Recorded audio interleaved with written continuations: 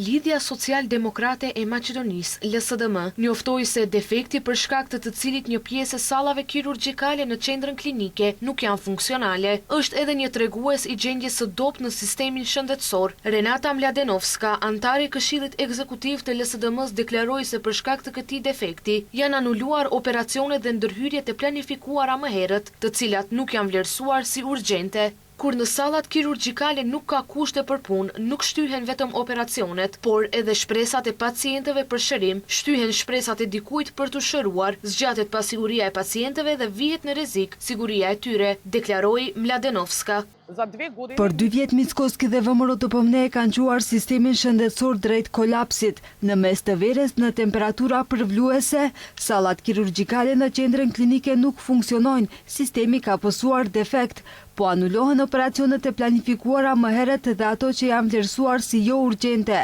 Janë anuluar ndërhyrjet në klinikën e traumatologjisë, klinikën e sëmundjeve ortopedike, si dhe në repartet e anesteziologjisë, reanimacionit, mjekimit intenziv dhe qendrës së urgjencës.